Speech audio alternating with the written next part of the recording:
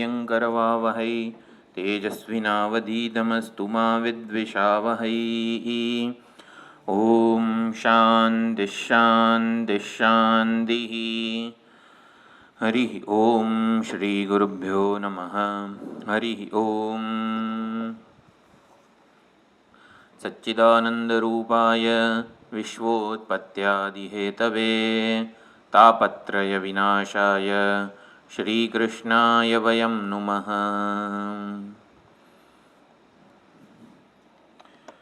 तो विष्णु सहस्रनामમાં આ શંકર ભાષ્યનું બરોબર આ ગુજરાતી ભાષાંતર છે. તો સૌથી પહેલાં આપણે ભાષ્યકારે જે મંગલાચરણ પહેલાં તો ભીષ્મ પિતામહ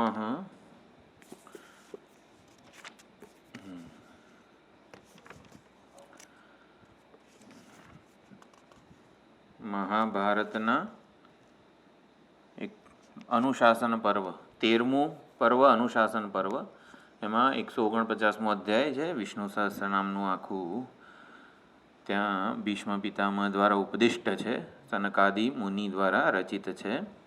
અને 149મો જે પર્વ છે અનુશાસન પર્વ એમાં નચિકેતા અને યમરાજા વાળી આ ઉપાખ્યાન છે જે નચિકેતાનું એ નચિકેતા કઠોપનિષદમાં જે છે એનું થોડીક કથા આ મહાભારતના અનુશાસન પર્વમાં પણ છે.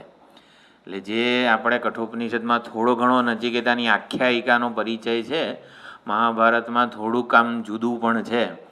કે એમના પિતા ઉદ્દાલકે કીધું કે આવી રીતે સંધ્યાવંદન કરવા હું નદી કિનારે ગયો હતો, તો નદી કિનારે ગયો ત્યારે મારા કુશ આસન ને બધું જે સંધ્યાવંદનની સામગ્રી હોય એ ભૂલી ગયો છું, તું જઈને લઈ આવ. એટલે નચિકેતા 5 વર્ષનો નાનો બાળક હોય નદી કિનારે જઈ આવ્યો, પણ એને કંઈ મળ્યું નહીં એટલે ખાલી હાથે પાછો આવ્યો. તો પિતાજીએ કીધું મૃત્યવેત્વા દદામીતી. થોડીક આવી રીતે પણ કથાનક છે અનુશાસન પર્વમાં જ, મહાભારતના અનુશાસન પર્વમાં. એટલે કે આમ પિતાજી ગુસ્સે કેમ થયા વગેરે વગેરે આમ થોડી ઘણી શંકા અત્યારે થઈ શકે કે શેના માટે ગુસ્સે થયા, એ તો આટલા મોટા ઋષિ હતા વગેરે. હંમેશા સમજવાનું કે મહાપુરુષો જ્યારનો કોપ હોય ને એ પ્રગટ થાય ત્યારે કંઈક સમષ્ટિનું હિત થવાનું હોય. એટલે ઉદ્દાલકનો કોપ જ થયો તો આપણને કઠોપનિષદ યમરાજા નચિકેતાનો સંવાદ બ્રહ્મવિદ્યા આપણને પ્રાપ્ત થઈ. અર્જુનને વિષાદ થયો તો ભગવદ્ ગીતા પ્રાપ્ત થઈ. યુધિષ્ઠિર ધર્મનિષ્ઠ છે એને વિષાદ થયો, શોક થયો, વિષ્ણુ સહસ્રનામ આપણને પ્રાપ્ત થયું. શ્રી રામચંદ્રજીને શોક થયો, અત્યંત ગમગીન રહેવા લાગ્યા, વૈરાગ્ય જન્મ્યો વગેરે. યોગ વસિષ્ઠ મહારામાયણનો ઉપદેશ આપણને પ્રાપ્ત થયો. મહાપુરુષો કે આવી રીતે જ્યારે શોક કરે, જનકને શોક થયો, અષ્ટાવક્ર ગીતાનો ઉપદેશ આપણને પ્રાપ્ત થયો, રામ ગીતા આપણને પ્રાપ્ત થાય. એટલે એ પ્રમાણે આખી સમષ્ટિનું હિત થવાનું હોય એવું આપણે સમજી શકીએ છીએ. એટલે નચિકેતા અનુશાસન પર્વમાં જ નચિકેતાનું ઉપાખ્યાન પણ છે ત્યાં. એટલે મહાભારતનું અનુશાસન પર્વ 13મું પર્વ છે. અને ભગવદ્ ગીતા કયા પર્વમાં છે?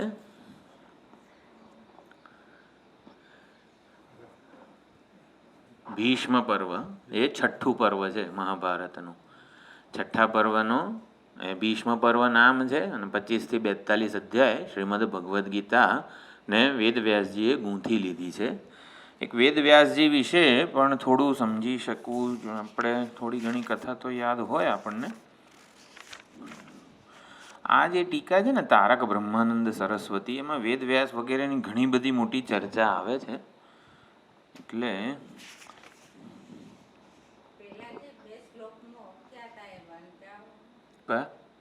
હમણાં એટલે પહેલાં આ કથા પૂરી થઈ જાય ને પછી ભાષ્યકારના મંગલાચરણમાં જઈએ. આપણે ગઈ વખતે વિચાર કર્યો વિષ્ણુ સહસ્રનામ ના 3 ભાગ છે. પૂર્વ પીઠિકા એટલે જે ઓમ શુક્લાંબરધરમ વિષ્ણુમ શશિવર્ણમ ચતુર્ભુજમથી શરૂ થાય, યાની નામાની ગૌણાની ત્યાં સુધીનું કરન્યાસ અંગન્યાસ વગેરે જે બધું છે પૂર્વ પીઠિકા કહેવાય. પછી વિષ્ણુ સહસ્રનામ સ્તોત્ર છે, અને પછી ફળશ્રુતિ, અને પછી આગળનું જે વનમાલી ગદી શાંગી વગેરે જે બધું છે એ. એટલે કુલ 100 ને બધું મળીને 171 જેટલા શ્લોક થાય છે. 171 આગળના 29, વચ્ચેના 108 અને 34 પાછળના 171 છે. એમાં 142 જેટલા શ્લોકો આ કયું છે 149મો અધ્યાય છે ને જે એમાં છે. એટલે 171માંથી 142 જેટલા અનુશાસન પર્વના 149મા અધ્યાયમાં છે. આગળના 13, 107 અને 22 એ પ્રમાણે. એટલે બાકીના પછી આગળ પાછળ ગમે તેમ છે. શ્રી કૃષ્ણ એટલે ભીષ્મ પિતામહ આના ઉપદેષ્ટા છે. સનત કુમારો રચયિતા છે. ભીષ્મ પિતામહે જ આવી રીતે ઉપદેશ આપ્યો ધર્મરાજ યુધિષ્ઠિરને અને એનું મૂળ છે સનતકુમાર પાસેથી આ પ્રાપ્ત થયું છે. દરેક નામ 1000 નામ છે તો ગમે ત્યાં ગમે તે મૂકી દીધા છે ભીષ્મ પિતામહે, એવું નથી. દરેક નામ 1થી 1000 સુધીનું કંઈક સંગતિ પ્રમાણે છે. એટલે આ નામ પહેલાં મૂકી દીધું હોત તો શું થાત એવું બધું કંઈ નથી. છંદ બેસાડવા માટે મૂક્યું છે એવું પણ નથી. બધું સાયન્ટિફિક છે. એટલે એ પ્રમાણે પછી ભીષ્મ પિતામહ વિશે અને વેદવ્યાસજી વિશે થોડી ઘણી આપણે માહિતી મેળવીએ. હા હા, એ આમાં આવશે પ્રસ્તાવનામાં. યુદ્ધ પૂરું થઈ જાય છે. હા, એટલે અનેક બધા ધર્મોનો ઉપદેશ આપે છે. એ જ આ શ્રુત્વા ધર્માન અશેષેણ પાવનાની ચ સર્વશઃ બધું છે. એટલે એ વખતે સુંદર એની કથા છે. એક તો ભીષ્મ પિતામહ એટલે શ્રી કૃષ્ણ પછીનું મહાભારતનું અત્યંત પવિત્ર મહત્ત્વનું ગૌરવવંતું પાત્ર છે. એટલે શ્રી કૃષ્ણ પછીનું બીજા નંબરનું આ ભીષ્મ પિતામહ જે અત્યંત શુદ્ધ ચરિત્ર છે અને લોકપ્રિય પણ છે. ભાગવત પુણ્યનિમાન પરમ ભાગવતાન સ્મરામી શ્લોક હું શોધતો તો મળતો નથી. એટલે પરમ ભાગવત પ્રહ્લાદ નારદ પરાશર પુંડરીક વ્યાસાંબરીશ શુક શૌનક ભીષ્મ દાલ્ભ્યાન. પછી એક ત્રીજી લીટી છે પુણ્યનિમાન પરમ ભાગવતાન સ્મરામી. 12 પરમ ભાગવત છે. પ્રહ્લાદ નારદ પરાશર હું આપણે ગ્રુપમાં શ્લોક મૂકી દઈશ એટલે એનું ગુજરાતી ભાષાંતર પણ આપણને પ્રાપ્ત થશે. એટલે 12 ભાગવતોનું નિત્ય સ્મરણ કરવું જોઈએ. પરમ ભાગવત ભગવાનના પરમ ભક્તો જે છે એનું. એટલે એમાં પણ ભીષ્મ પિતામહની ગણના છે અને 12 પુણ્ય પુરુષો માં પણ એની ગણના છે. તો ભીષ્મ પિતામહ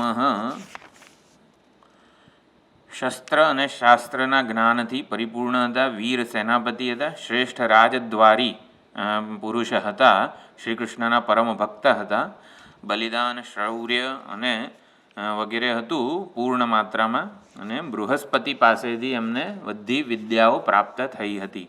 તો કે બૃહસ્પતિ પાસેથી કઈ રીતે વિદ્યા પ્રાપ્ત થઈ એના માટે આખું કથાનક આવે છે. બ્રહ્મલોકમાં એકવાર મહાન યજ્ઞ ચાલતો હતો. એમાં મહાન સંતો, દેવો, ઋષિઓ, મુનિઓ, સ્વર્ગીય નદીઓ, સમુદ્રો વગેરે બધા એટલે અધિષ્ઠાતા દેવ જે કહેવાય ને એ બધા ત્યાં હતા. એટલે એમાં મહાભિષેક રાજા હતા. આસન ઉપર બિરાજમાન હતા.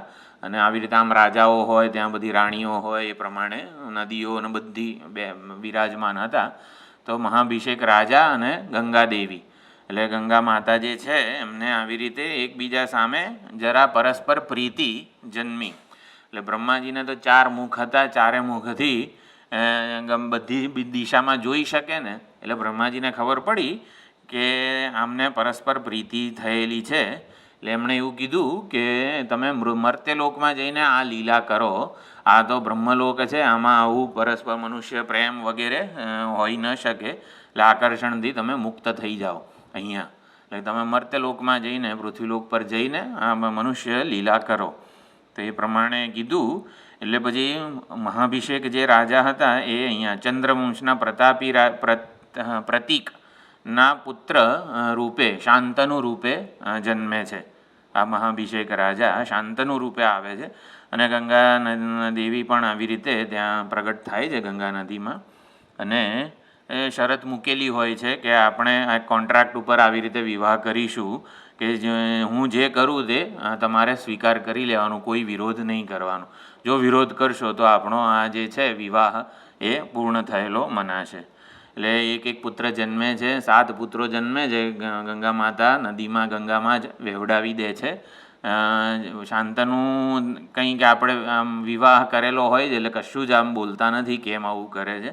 પણ 8મો પુત્ર જે જ્યારે ગંગા નદીમાં વહેવડાવવા જાય છે ત્યારે શાંતનુ કહે છે કે દેવી, તમે કેમ આવી ક્રૂરતાની હદ ઓળંગો છો?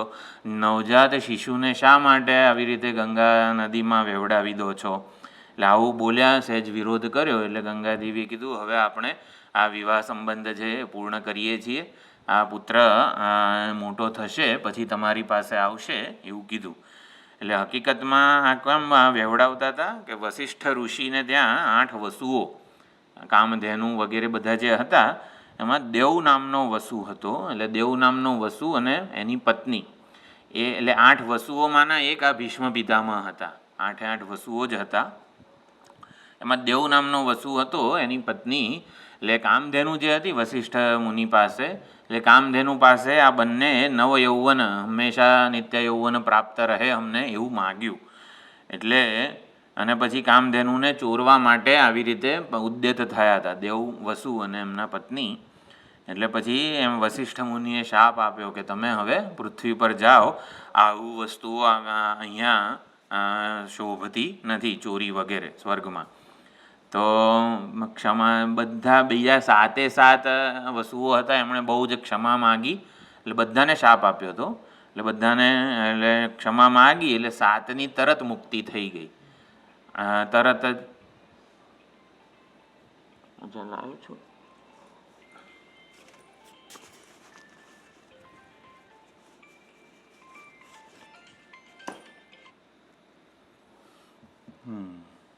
સાતની તરત મુક્તિ થઈ ગઈ. અને 8મો જે વસુ હતા દેવ વસુ, એણે દીર્ઘ જીવન જીવવું પડશે એવું આ વસિષ્ઠજીએ કીધું. એટલે પછી 8મો વસુ જે છે એને આવી રીતે નવ યૌવન વગેરે બધું માગેલું હતું. એટલે પછી એણે કીધું તારે સ્ત્રી સુખથી વંચિત રહેવું પડશે. એટલે પછી ગંગાજી અને શાંતનુ એમના પુત્ર રૂપે આ જે છે દેવવ્રત એટલે બાળકનો ઉછેર આવી રીતે ગંગાજીએ કીધું કે સ્વર્ગમાં જ અનેક ઋષિઓ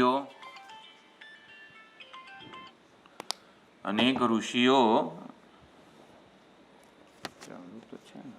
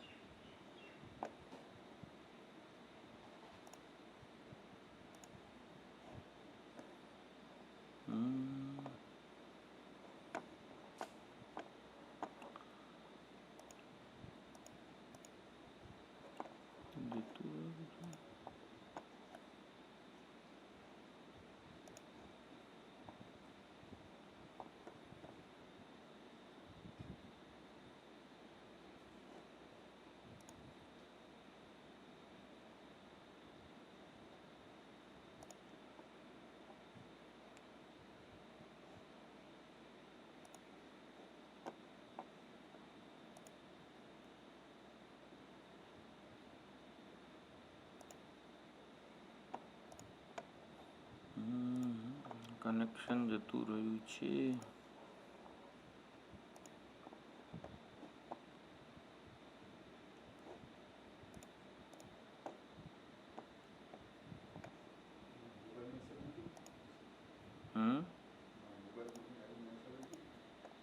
એ તો મોકલી દીધું છે.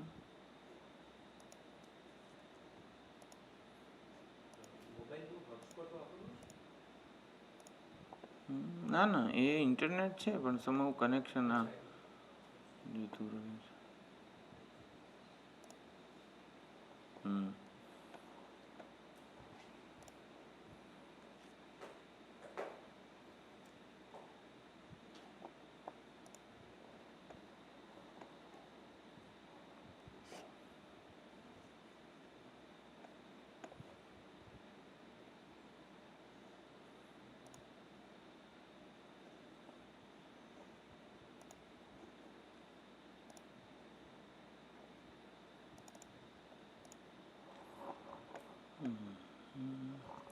એટલે આઠમો જે દેવ નામનો વસુ છે એ જ આવી રીતે દેવવ્રત રૂપે છે અને એમનો ઉછેર સ્વર્ગમાં અનેક ઋષિઓ અને બૃહસ્પતિજી પાસે થાય છે એમનો ઉછેર.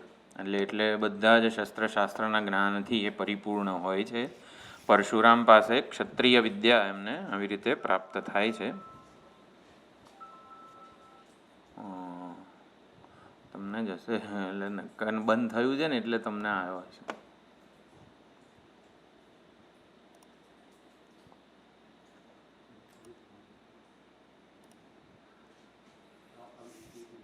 હા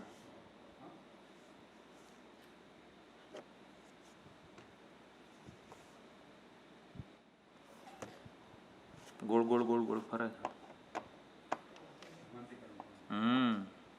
વાત સાચી છે. ચલો આપણે સાદું જે છે ને ઝૂમ વાળું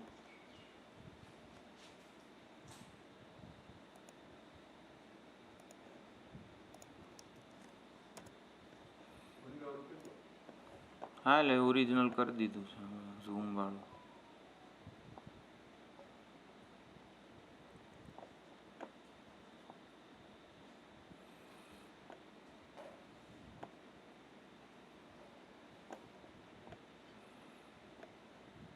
આજે થોડો ટાઈમ આમાં બગડ્યો.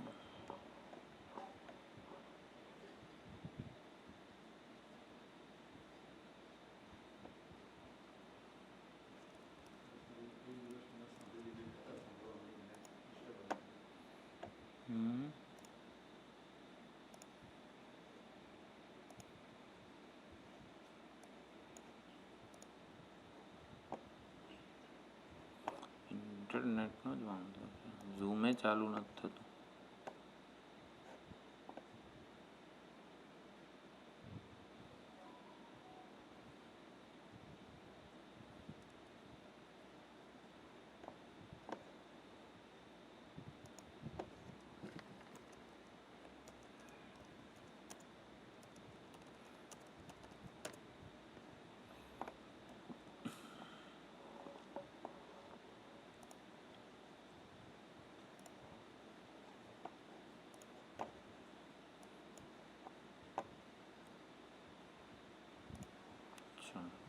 નથી ચાલુ થતું.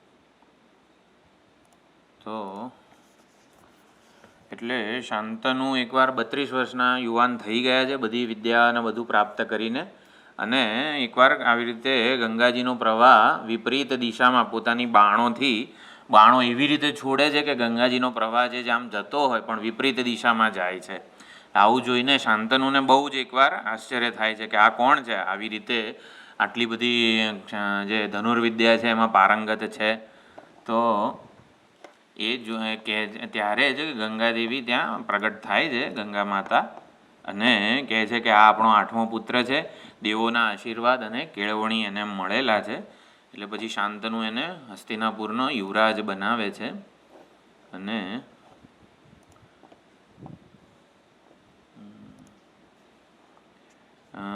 આ બીજી બાજુ મત્સ્યગંધાવાળી જે બધી વાત છે તો સત્યવતી એકવાર નાવ એટલે સત્યવતી નામ પરાશરજી આપે છે.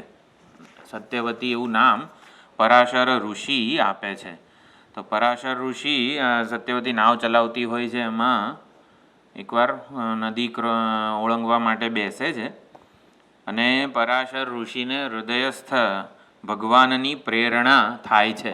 એટલે ભગવાને પરાશર ઋષિમાં પ્રેરણા કરી કે ભગવદ અવતારની પરમ શક્તિ અત્યારે પૃથ્વીલોક ઉપર અવતરણ કરવા માટે ઈચ્છે છે. એટલે વેદવ્યાસજી રૂપે અવતાર થવાનો હતો.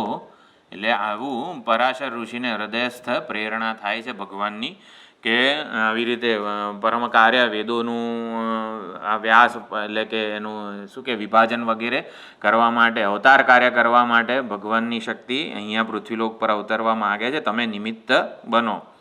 એટલે આ ઘડી છે એટલે સત્યવતીએ તત્કાળ હા પાડી અને સત્યવતીના ગર્ભ અયોનિજ પુત્ર હતા વેદવ્યાસજી. કોઈ આવી રીતે સંયોગ વગેરેથી નથી જન્મેલા. 16 વર્ષના વેદવ્યાસજી સત્યવતી થકી જન્મ લે છે. સત્યવતી સુત, સત્યવતી પુત્ર કહેવાય છે વેદવ્યાસજીને. અને તરત જ વેદવ્યાસજી વન તરફ પ્રયાણ કરે છે. એટલે પરાશર કંઈ કામી હતા વગેરે એવી બધી કથાઓ નથી. હૃદયસ્થ પ્રેરણા થઈ અને એમણે એ પ્રમાણે મંત્રશક્તિથી આવી રીતે સત્યવતીનું કૌમાર્ય ભંગ ન થાય એવી રીતે વેદવ્યાસજીનો જન્મ થયો. અને સત્યવતી એવું નામ પણ પરાશર ઋષિએ આપ્યું. અને પછી એ વેદવ્યાસજી જે છે એ તો આવી રીતે ચાલી જાય છે 16મા વર્ષે.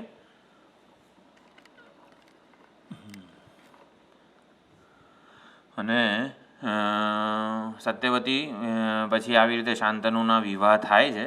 અને આ બધી કથા થોડીક ખબર છે આપણને. એટલે દેવવ્રત સત્યવતી એવું કહે છે કે મારા પુત્રને યુવરાજ પદ મળવું જોઈએ, પણ શાંતનુ કહે છે કે મેં તો દેવવ્રતને યુવરાજ બનાવી દીધો છે વગેરે. એટલે પછી ભીષ્મ પિતામાં શાંતનુ ખિન્ન રહેતા હોય છે. તો એ દેવવ્રત જે છે ને એ ભીષ્મ પિતા પોતાના પિતા શાંતનુના દુઃખને સમજી જાય છે કે કંઈક લોચો જ કરો. એટલે પછી માતા સત્યવતી પાસે જાય છે અને ઓલી પ્રતિજ્ઞા કરે છે. ગંગા નદીમાં આવી રીતે સાક્ષી કરીને પ્રતિજ્ઞા કરે છે કે હું આવી રીતે નૈષ્ઠિક બ્રહ્મચર્યનું પાલન કરીશ અને હસ્તિનાપુરની જે ગાદી છે એનો સેવક રહીશ. હસ્તિનાપુરમાં ધર્મ અને સામર્થ્ય આ બંને, હસ્તિનાપુરના સિંહાસન ઉપર ધર્મ અને સામર્થ્યની સ્થાપના થાય ત્યાં સુધી હું આવી રીતે નૈષ્ઠિક બ્રહ્મચર્ય વગેરે એક ભીષણ પ્રતિજ્ઞા એમણે લીધી કે હું સેવક રહીશ, સાથે રહીશ. હસ્તિનાપુરના રાજ સિંહાસન ઉપર ધર્મ અને સામર્થ્ય આ બંનેને હું સ્થાપિત કરીશ. એટલે સેવક રહીશ અને સ્થાપિત કરીશ. તો આવી પ્રતિજ્ઞાથી દેવો સ્વર્ગમાં ભીષણ ભીષણ ભીષણ એવું બોલવા લાગ્યા. એટલે પછી દેવવ્રતનું નામ ભીષ્મ એવું થયું. શાંતનુએ ઈચ્છા મૃત્યુનું વરદાન આપ્યું, તારાથી પ્રસન્ન છું પુત્ર, એટલે દીર્ઘાયુ થઈશ અને અનેક બધી આવી રીતે બળ સંપન્ન હોઈશ અને ઈચ્છા મૃત્યુ એને પ્રાપ્ત થાય છે. સત્યવતીના જે પુત્રો છે શાંતનુ થકી, ચિત્રાંગદ અને વિચિત્ર વીર્ય, આ બંને નિસ્સંતાન મૃત્યુ પામે છે. એમને કોઈ સંતાન થતું નથી. એટલે વેદવ્યાસજીએ નિયોગ પદ્ધતિથી અંબિકા અને અંબાલિકા એ દ્વારા આવી રીતે કાશી નરેશની જે પુત્રીઓ હોય છે અંબિકા અને અંબાલિકા, એનો નિયોગ પદ્ધતિથી ગર્ભધારણ કરાવે છે. એમાંથી પાંડુ અને ધૃતરાષ્ટ્ર વગેરેનો આવી રીતે જન્મ થાય છે. તો પછી અંબા જે છે એ આવી રીતે ભીષ્મ પિતામહ પાસે જાય છે કે તમે આવી રીતે ઓલું સ્વયંવર વગેરે હતું એ બીજા કોઈને વરી ચૂકી હતી અને પછી ભીષ્મ પિતામહે આવી રીતે એની જોડે યુદ્ધ કરીને એને તો સ્વયંવરમાં 3 જે છે કાશી નરેશની પુત્રીઓ એને લઈ જવા માગતા હતા. પણ આવું થયું એટલે અંબાએ ભીષ્મ પિતામહ પાસે વિવાહ અથવા મૃત્યુ, એટલે એ આવી રીતે હાથમાં કંકુ વગેરે લઈને જાય છે ને બીજા હાથમાં છરો લઈને જાય છે કે તમે આ બેમાંથી એક ચૂઝ કરો, કાં તમે મૃત્યુ માગો ક્યાં મારી સાથે વિવાહ કરો. તો ભીષ્મ પિતામહ કહે છે કે મેં તો આવી રીતે નૈષ્ઠિક બ્રહ્મચર્યનું વ્રત લીધેલું છે, હું વિવાહ નહીં કરી શકું. એટલે પછી અંબા જાય છે પરશુરામ પાસે અને બધી કથા કહે છે. એટલે પરશુરામ કહે છે કે આમ તો ભીષ્મ નિર્દોષ છે પણ તારી વાત ઉપરથી લાગે છે કે એને આવી રીતે ન કરવું જોઈએ, તો હું પરીક્ષા લઈશ ભીષ્મની. એટલે ભીષ્મ પિતામહ અને પરશુરામ વચ્ચે 23 દિવસ સુધી યુદ્ધ ચાલે છે. 23 દિવસ સુધી એ યુદ્ધનો કોઈ પરિણામ આવતું નથી. એટલે આટલી બધી પોતાના ગુરુ જે છે એની સામે પણ ભીષ્મ පිતામહ અજેય રહ્યા હતા. એટલે પરશુરામે આશીર્વાદ આપે છે. એટલે તું અજોડ યોદ્ધો છે, ધર્મજ્ઞાની છે અને પોતાના કોઈ સુખ ભોગવવાની દરકાર કર્યા વગર માત્ર પરોપકાર જ તે કરેલો છે. તું 4 પેઢીનું સંરક્ષણ સંવર્ધન વગેરે કરીશ, આમ પરશુરામ વગેરે આશીર્વાદ આપે છે. અને પછી એટલે ભીષ્મ પિતામહ આવી રીતે ધર્મનું રહસ્ય જાણનારા હતા, અત્યંત પવિત્ર જીવન જીવ્યા હતા. અને જ્યારે ઉત્તરાયણ વગેરે એટલે મોક્ષદા એકાદશી આપણી જે માક્ષર સુદ એકાદશી છે ત્યાં ત્યારે ઓલું મહાભારતનું યુદ્ધ કંઈક જે તિથિએ શરૂ થાય છે, પછી 41 દિવસ પછી આવી રીતે ઉત્તરાયણ વગેરે આવે છે. તો ઉત્તરાયણની પ્રતીક્ષા કરે છે. એટલે આમાં તો જેવું જીવન જીવ્યા હોઈએ એવી મરણોત્તર ગતિ થાય, આપણો સિદ્ધાંત એ છે. પરંતુ ઉત્તરાયણનો અર્થ પછી કે સાવ આવો લૌકિક અર્થ ના કરાય.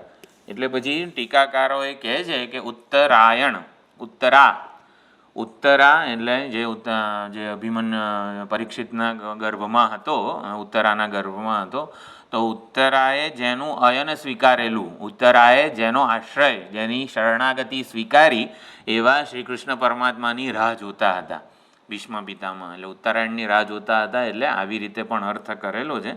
એટલે મૃત્યુ, એટલે ઉત્તરાયણ શ્રી કૃષ્ણનો આશ્રય લીધો છે. ભીષ્મ પિતામહે બહુ સુંદર સ્તુતિ કરેલી છે. જ્યારે યુદ્ધ પૂરું થાય છે, પાંડવો સહિત કૃષ્ણ ભગવાન આવે છે, ઇતિમતિ કલ્પિતા વિતૃષ્ણા ભગવતી સાત્વત પુંગવે વિભૂમની બહુ સુંદર રીતે ભીષ્મ પિતામહ સ્તુતિ કરે છે.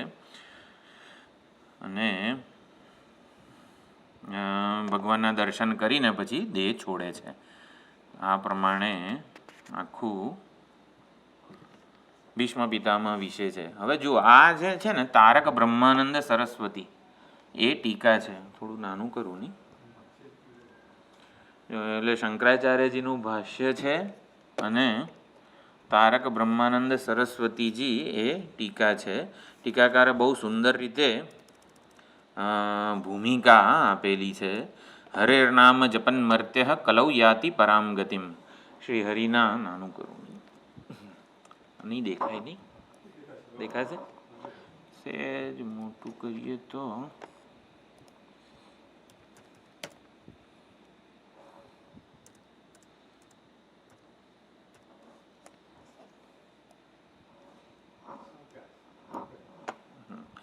જો અહીંયા ભગવાન વેદ વ્યાસજી વિશે થોડું ઘણું કહે છે. વિદિતમ એવ એતत् સર્વેષાં વિદુષાં યત પૂજ્યતમઃ કરુણાવારી રાશિ ધર્મરક્ષક ભગવાન. એટલે ભગવાન કરુણાવારી, કરુણાર્ણવ જે છે એનો રાશિ છે, પૂજ્યતમ છે.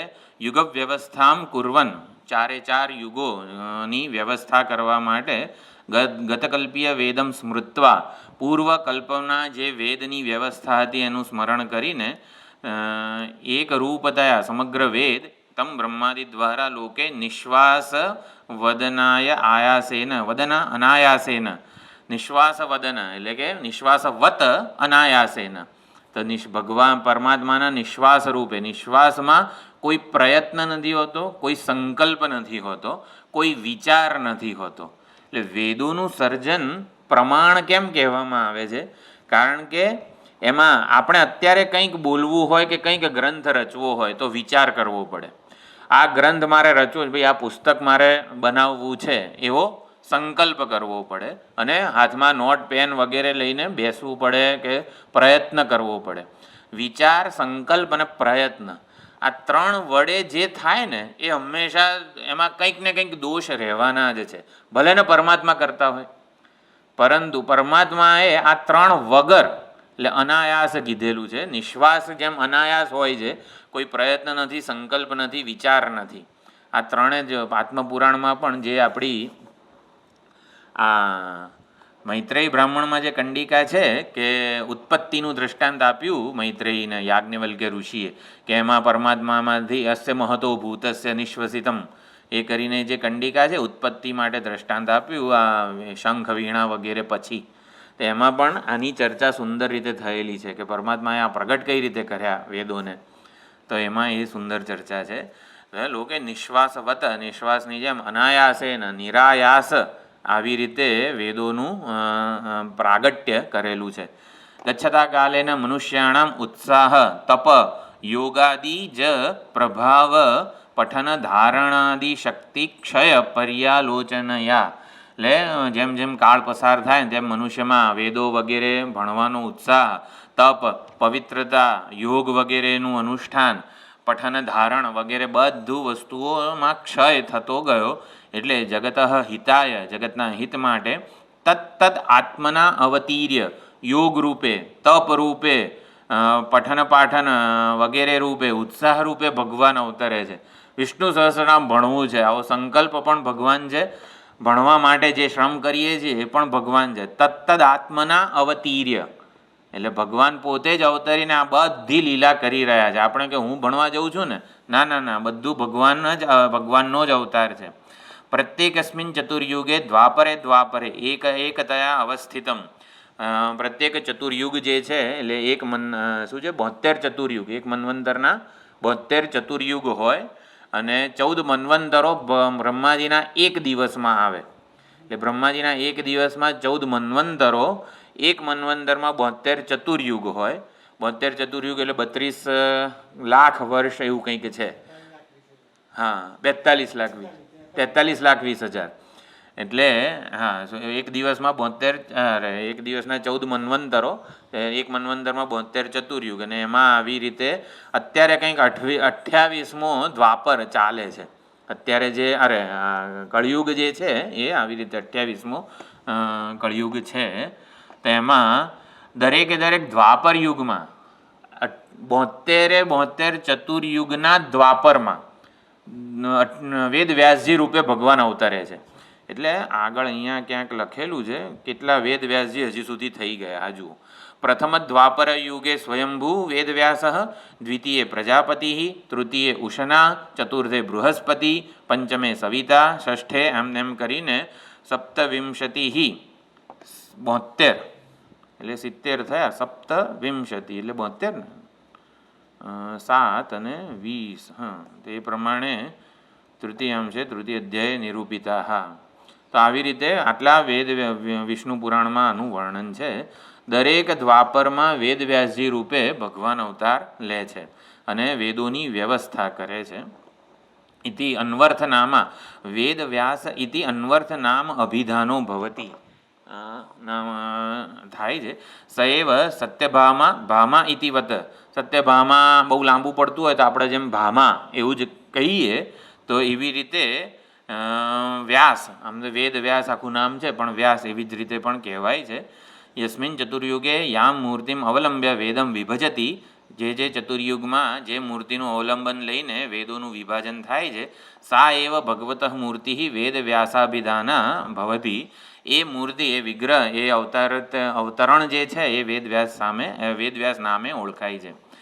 યયા સકૃતે તન્વા, તનુ એટલે શરીર, જેનાથી જે શરીર વડે એક વેદને પૃથક એટલે 4 ઋક, યજુસ, સામ અને અથર્વણ એમ 4 ભાગમાં વહેંચવામાં આવે છે. એ વેદવ્યાસ અભિધાન છે એ મૂર્તિનું. એ મૂર્તિ તુસા મૂર્તિ મધુદ્વિષ, મધુનો દ્વેષ કરનાર મધુસૂદન, તો મધુસૂદન ભગવાનની એ મૂર્તિ છે. કૃષ્ણ દ્વૈપાયન વ્યાસ કહેવામાં આવે છે. દ્વીપ ઉપર એમનો જન્મ થયો હતો એટલે દ્વૈપાયન કીધું, અને વર્ણમાં કાળા હતા એટલે કૃષ્ણ દ્વૈપાયન વ્યાસ કીધેલું છે. એમના પિતા પરાશર ઋષિ અને પુત્ર વૈશંપાયન. એટલે અહીંયા આવશે વૈશંપાયન ઉવાચ શ્રુત્વા ધર્માન શેષેણ, તો વૈશંપાયન એમના શિષ્ય છે, ઋષિ છે વૈશંપાયન, એટલે વૈશંપાયન શિષ્ય છે. પછી આ શું કહેવાય વેદવ્યાસજી, અને એમના પિતા છે પરાશર ઋષિ. હા, એટલે આ થોડીક લાંબી ભૂમિકા છે. હવે લાંબી ભૂમિકા છે એટલે આપણે જો બધી જ જોવા જઈશું ને તો થોડો કંટાળો પણ આવશે. એટલે આપણે થોડુંક જોઈને આગળ વધીએ છીએ. વેદનો કઈ રીતે વિભાગ કર્યો એમણે. દ્વાપરે વિષ્ણુ વ્યાસરૂપી મહામુને વેદમેકમ સ બહુધા કુરુતે જગતો હિતે, જગતના હિત માટે વિષ્ણુ ભગવાને જ દ્વાપરમાં અવતરીને વેદવ્યાસજી રૂપે એક વેદની ચતુર્વિધ જે છે એમાં વિભાગ કર્યા. ઋક, યજુસ, સામ વગેરે 4 વેદ પ્રગટ થયા છે એવું નહીં. વેદ તો એક રાશિ છે, મંત્રોનો ઢગલો છે. ભગવાનની જે જટા છે શિવજીની, એને વેદ કીધા છે. એટલે વેદમાં આપણે જાતે શોધવા જઈએ કે ભાઈ ચલો પરમાત્માનું જ્ઞાન મેળવવું છે, તો શિવજીની જટામાં ગંગાજી એક બિંદુ સમાન હતા અને ખોવાઈ ગયા, એમને બહાર નીકળવાનો રસ્તો જ ના મળે. એટલે વેદરૂપી જંગલ અથવા તો વેદરૂપી જે જટા છે એમાં આપણે અવગાહન કરીએ તો આપણને કશી સમજણ પડે નહીં, કે જ્ઞાન તો મળે જ નહીં. એટલા માટે પછી જ્યારે શંકર ભગવાને એક આવી રીતે ગંગાજીનું અવતરણ કર્યું, ગંગાને પ્રવાહિત કરી, એટલે એને જ્ઞાન પરંપરા કહેવાય. એટલે શંકર ભગવાન જ્ઞાન પરંપરાના આદિ આચાર્ય છે. એટલે એમણે આવી રીતે પ્રવાહિત કરી એટલે ગંગાજીનું અવતરણ થયું, જ્ઞાન ગંગાનું પૃથ્વીલોક ઉપર. અને એ જ્ઞાન પરંપરા એટલે જ્યારે શંકર ભગવાન ઉપદેશ આપે દક્ષિણામૂર્તિ વગેરે રૂપે અવતાર લે અને દક્ષિણામૂર્તિ થકી સનતકુમાર થકી બધા ઋષિમુનિઓ વગેરે જે છે તો એમના થકી આપણને જ્ઞાન પ્રાપ્ત થાય. એટલે વેદરૂપી જંગલમાં તો જ્ઞાન મળે જ નહીં આપણને, જ્યારે એ ઉપદિષ્ટ થાય આચાર્ય થકી. એટલે વેદોને પ્રમાણિત કોણ કરે છે? આપણે જાતે ભણવા જઈએ તો આપણને કંઈ સમજણે ના પડે ને મોક્ષ તો મળે જ નહીં. એટલે વેદ અપ્રમાણ થઈ જાય આપણા માટે, જ્ઞાન ના મળે. તો વેદોને પ્રમાણિત કોણ કરે છે? તો જ્ઞાન પરંપરાના આચાર્યો વેદના જ્ઞાનનો ઉપદેશ આપે. એટલે વેદનું જ્ઞાન પ્રમાણભૂત થાય. એટલે કે પ્રમાણ એટલે શું? અજ્ઞાનને દૂર કરે. તો વેદોને પ્રમાણિત આપણા આચાર્યો કરે છે. તો વળી આચાર્યો પાસે આટલી શક્તિ કે આવું બધું સામર્થ્ય ક્યાંથી આવ્યું? તો કે વેદોએ આચાર્યોને પ્રમાણિત કર્યા. એવું છે કે આચાર્ય મુખે જ્યારે હું ઉપદિષ્ટ થઈશ ને ત્યારે એટલે એ આચાર્યો પ્રમાણભૂત છે અને એ અજ્ઞાન નિવૃત્તિ કરશે. આચાર્યો વેદોને પ્રમાણિત કરે છે, વેદો આચાર્યોને પ્રમાણિત કરે છે. એવું છે. હા, જાતે કશું ના. એટલે આવું સાંભળવા જ્યારે જ્યારે મળતું હોય કે આવી રીતે જ્ઞાન થઈ ગયું રમણ મહર્ષિ વગેરે વગેરે, તો આ ગુરુ ઉપસદન, ગુરુનું સાનિધ્ય વગેરે બધી જ વસ્તુઓ પૂર્વજન્મમાં થઈ ગઈ હશે. કોઈક ઓલા માર્કંડેય અથવા તો વામદેવ ઋષિ જેમ હતા, ગર્ભમાં જ જ્ઞાન થઈ ગયું, તો એકાદ ગર્ભવાસ પૂરતું કંઈક પ્રારબ્ધ બાકી હશે ભોગવવાનું એટલા માટે. બાકી એમને એમને જ્ઞાન થઈ જાય ગર્ભમાં એવું બધું હોતું નથી. એટલે આચાર્ય દ્વારા વેદોક્ત જ્ઞાન જે છે એ ઉપદેશ થાય ત્યારે વેદો આચાર્યોને પ્રમાણિત કરે છે, આચાર્યો વેદોને પ્રમાણિત કરે છે. હા, એટલે ધર્મો રક્ષતી સર્વ જગત હિતૈષી ભગવાન એવ અખિલ જગત પ્રતિષ્ઠા હેતુતયા, સમગ્ર જગતની પ્રતિષ્ઠાના હેતુરૂપ નિખિલ જગદાધારભૂતમ ધર્મમ સંસ્થાપયન. એટલે સંપૂર્ણ જગતનો આધાર, જગત આમ ચાલ્યું કઈ રીતે, જગતરૂપી ચક્ર જે છે કઈ ધરી ઉપર આપોઆપ ગતિમાન રહે, તો ધર્મ એની ધુરી છે. તો ધર્મની સંસ્થાપના થાય. ધર્મ એટલે અહીંયા જે યજ્ઞ ભાવ છે, સહયજ્ઞા પ્રજા સૃષ્ટવા પુરોવાચ પ્રજાપતિ. તો એ યજ્ઞરૂપી ધર્મ જે છે એ જ્યાં સુધી જગત ચક્ર અને ચલાવનારો આત્મા છે, સ્પિરિટ છે, ત્યાં સુધી જગત ચક્ર ચાલતું જ રહેવાનું છે. એટલે એની સંસ્થાપના કરવા માટે ધર્મ સ્થાપનાય ધર્માનુષ્ઠાનમ એવ પરમ મનવાન. એના માટેનું ધર્મ જે છે એનું સ્વરૂપ બતાવવા માટે ધર્મ જ્ઞાનસ્ય આવશ્યકતયા ધર્મસ્ય છે વેદબોધિતતયા, વેદે નૈવ ધર્મ અવગમઃ ભવતી. તો આ ધર્મનું સાચું સ્વરૂપ કઈ રીતે આપણને ખબર પડે?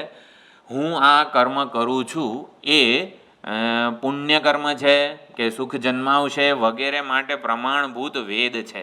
એટલે ધર્મ આપણને ગમે એ કર્મ કરીએ એવું બધું નહીં. આપણા જે કર્તવ્ય કર્મ વગેરે હોય એ વેદના, આચાર્યોના, શાસ્ત્રોના અનુશાસનમાં હોવા જોઈએ. તો એ પુણ્યો જન્મ આવે. ગમે તેવું સારું કર્મ આપણી ઈચ્છાથી આપણે કરીએ ને તો એક તો અભિમાન જન્માવશે અને બીજું કંઈ એની ગતિ નથી. પરંતુ એનું એ કર્મ જો આપણે શાસ્ત્રના, આચાર્યોના, કોઈકના અનુશાસનમાં આપણે કરેલું હોય, એનું એ જ કર્મ, કોઈ પણ દાન, યજ્ઞ, સત્કર્મ વગેરે આપણી જાતે આપણી ઈચ્છાથી કરીએ ને તો પુણ્ય મળે એવું નથી કીધું.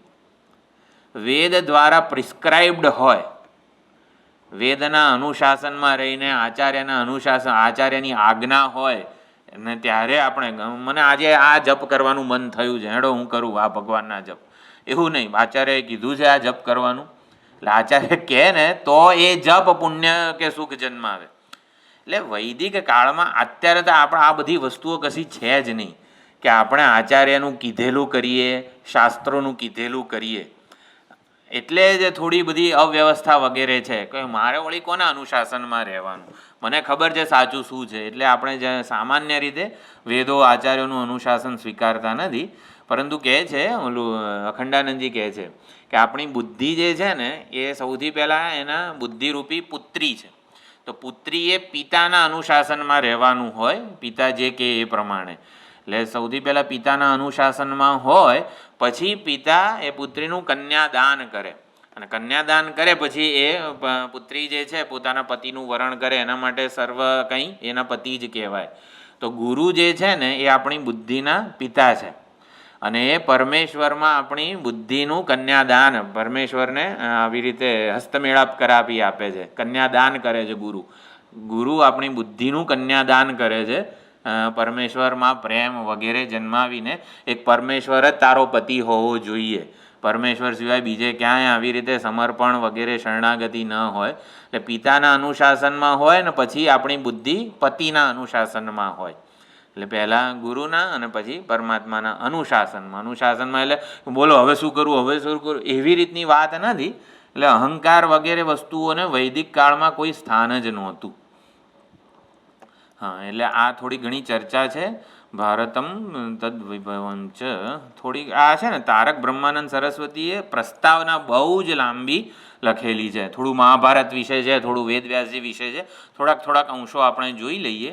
આ બહુ પ્રસિદ્ધ શ્લોક છે. મહાભારતની સિરિયલ હોય કે ગમે તેમાં હોય, 1,00,000 વખત આ બોલાયો હશે એમ સિરિયલમાં. ધર્મે ચ અર્થે ચ કામે ચ મોક્ષે ચ ભરતર્ષભ, હે ભરતવંશીમાં ઋષભ એટલે શ્રેષ્ઠ, યદિહાસ્તિ તદન્યત્ર, ધર્મ અર્થ કામ અને મોક્ષ વિશે જેટલું ઇહ આ મહાભારત રૂપી ગ્રંથમાં છે ને, એ જ બીજા બધા ગ્રંથોમાં છે. યત ઇહ અસ્તિ એટલે જે આ મહાભારતમાં છે, તદન્યત્ર એ જ તમને બીજે બધે જોવા મળશે. યન નિહાસ્તિ યત ન ઇહ અસ્તિ, મહાભારતમાં જેની જે ધર્મની અર્થની કામ કે મોક્ષ પુરુષાર્થની ચર્ચા થઈ નથી, તત ન ક્વચિત એ બીજે ક્યાંય નથી. એટલે જે આ ચારે ચાર પુરુષાર્થ છે, એના સાધન, એના ઉપાય, એનું ફળ, એનું સ્વરૂપ, એનું માર્ગદર્શન જેટલું મહાભારતમાં છે ને, એટલું જ બીજે બધે ગ્રંથોમાં જોવા મળશે. જે મહાભારતમાં નથી ને બીજે ક્યાંય જોવા મળશે નહીં. સમગ્ર મહાભારત ઉપર નીલકંઠે સ્વામીએ ટીકા લખેલી છે. નીલકંઠી ટીકા છે એટલે ભગવદ્ ગીતા ઉપર પણ નીલકંઠી ટીકા છે. એનો આધાર આપણે જે હું નોટ્સ બનાવું છું એમાં લેતો હોઉં છું. સ્તોત્ર વૈભવમ એટલે થોડા સ્તોત્ર વિશે પણ અહીંયા કહે છે. પુરાણ, ચાલો થોડા સ્કંદ પુરાણમાંથી, વાયુ પુરાણમાંથી વગેરે બધા શ્લોકો હોય છે. આપણે થોડાક આગળ જઈએ. વિષ્ણુ સહસ્રનામ સ્તોત્ર અવતાર તત્ પ્રાશસ્ત્યમ ચ, તો સ્તોત્રનો અવતાર કઈ રીતે થયો વિષ્ણુ સહસ્રનામનું? વિષ્ણુ સહસ્રનામ સ્તોત્રમ અપી ભગવત પ્રીતિ ઉદ્દેશેન, શેના માટે આ સ્તોત્રનું અવતરણ થયેલું છે? ભીષ્મ પિતામહના મનમાં, સનકાદિ મુનિઓના મનમાં ભગવદ પ્રીતિ ઉદ્દેશેન વિધીયમાનમ ભગવત એક મનસ્કસ્ય સ્તોતુઃ ભગવત પ્રિયતમત્વ આપાદનેન, એકમાત્ર ભગવાન જ આપણા માટે પ્રિયતમ બની રહે. હકીકતમાં ભગવાન જ પ્રિયતમ છે, પણ આપણને ખબર નથી. તો વિષ્ણુ સહસ્રનામ સ્તોત્ર, શિવ મહિમના સ્તોત્ર વગેરે દ્વારા આપણને ખબર પડે કે આપણો પ્રેમ માત્ર ને માત્ર ભગવાન માટે જ છે, સંસારની કોઈ વ્યક્તિ વસ્તુ પરિસ્થિતિ માટે નથી, એવું ખબર પડે છે ખાલી. એટલે આપણે જાણતા અજાણતા પરમાત્માને જ પ્રેમ કરીએ છીએ, પણ આપણને ખબર નથી કે આપણો પ્રેમ પરમાત્મા માટે છે. યુજ્યતાત્મ સુખ શાંતિ, થોડી આની વિષ્ણુ સહસ્રનામની સ્તુતિ વગેરે કરેલી છે.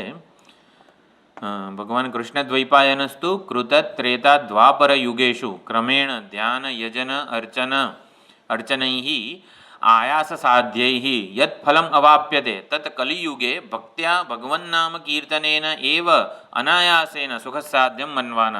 કૃષ્ણ દ્વૈપાયન વ્યાસ કૃત ત્રેતા અને દ્વાપર યુગોમાં જે ફળ ધ્યાન, યજન, યજ્ઞયાગ, અર્ચના વગેરે આયાસપૂર્વકના બધા સાધનાઓથી જે ફળ મળે છે, કૃતયુગ, ત્રેતાયુગ અને દ્વાપર યુગમાં જે આટલા બધા આયાસોથી ફળ મળે છે, એ કળયુગમાં કઈ રીતે મળે?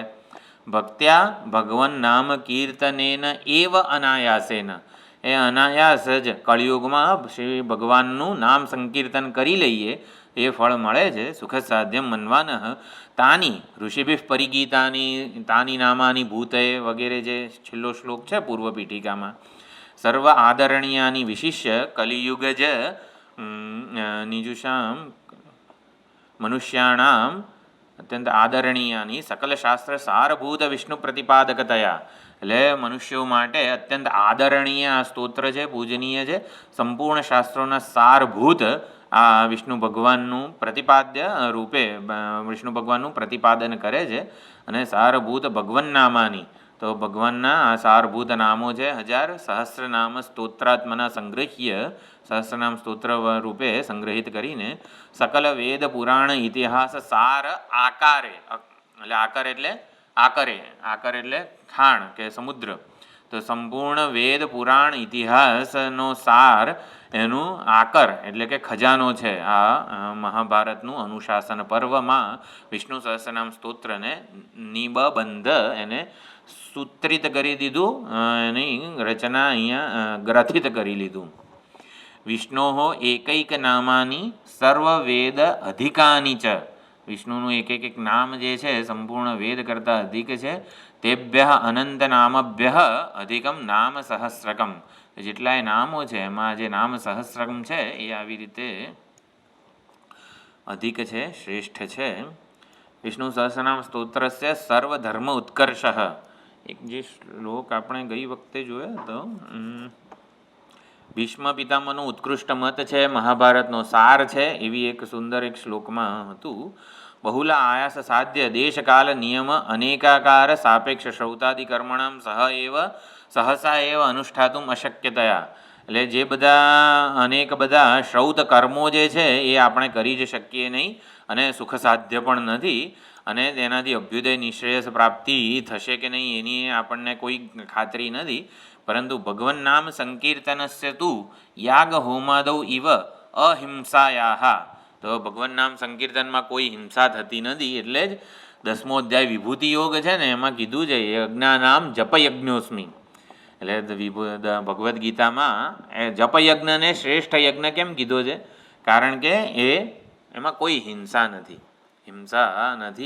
બીજા બધા કાયાનો ક્લેશ નથી વગેરે બધું અહીં કીધું છે. ઋત્વિકાદિ પુરુષાંતરસ્ય ચરુ પુરોડાશાદિ દ્રવ્ય નિયમસ્ય, કોઈ નિયમ વગેરે આમાં પાળવાનો હોતો નથી, બધું અહીંયા કીધેલું છે થોડુંક. અને પછી અસ્ય સ્તુતિલક્ષણસ્ય અર્ચનસ્ય આધિક્યમ કેમ કારણમ, તો આમાં બહુ તો ભગવાનની સ્તુતિ છે, ભગવાનના નામ છે.